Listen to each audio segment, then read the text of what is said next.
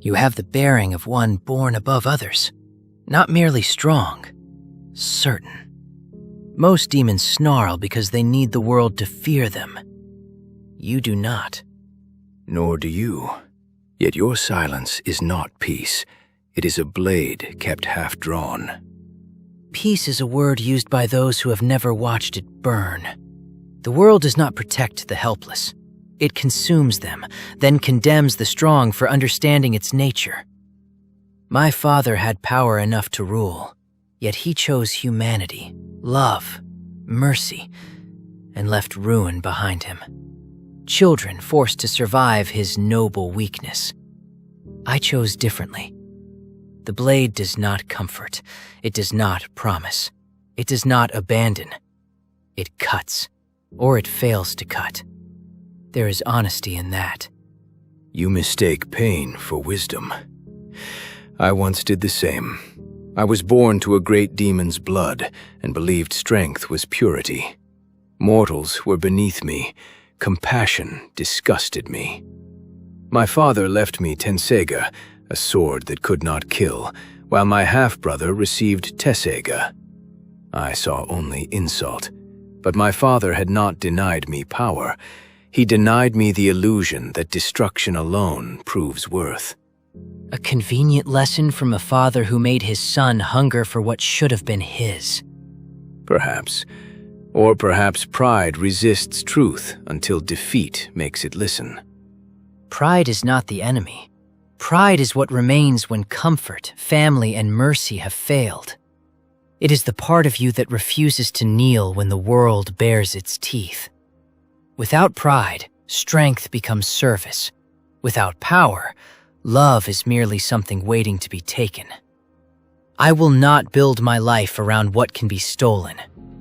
Then you have built it around the fear of theft. You call it dominion, but your power still looks backward. If every enemy fell, if every rival knelt, if even your father's shadow disappeared, would you be free? Or would you seek another height from which to prove you were never weak? There is always another height. That is not a curse. It is purpose.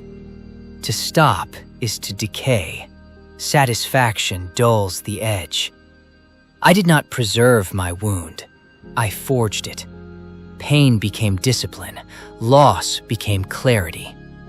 If weakness invites suffering, then I will cut weakness away until nothing remains for the world to exploit. And when nothing remains, what will wield the sword? Emptiness cannot be threatened, but neither can it rule, protect, or choose. It can only endure. I learned this from a human child who followed me without fear. I protected her before I understood why. In time, I learned that choosing to protect does not diminish power. It gives power direction. Any demon with enough force can destroy. Fewer can choose not to. Attachment creates hesitation. Hesitation creates loss. Sometimes. But restraint is not hesitation. Mercy is not surrender. I wanted to surpass my father, yet measured myself by what he left behind. I wanted to stand above my brother, yet allowed him to define my path. That was not freedom. It was obedience disguised as pride. You believe I am obedient? To pain, to memory, to the child who decided never to need anyone again. That child survived because he understood the world. The weak speak of healing because they cannot bear transformation. I have no interest in being whole if wholeness means vulnerability. I would rather be divided and unbreakable. Unbreakable things are often already broken. Yamato divides. So divide ambition from grief, pride from fear, power from the old wound demanding tribute. You would make me less than I am. No, I ask whether you are strong enough to become more. And what is the price? The childish pride that must always be feared, proven, and obeyed. Not all pride, only the part that mistakes recognition for worth. A high price. For the weak. Perhaps your father's riddle was not wasted on you. Perhaps Sparta's legacy is not the weakness you believe it to be. Do not mistake curiosity for surrender.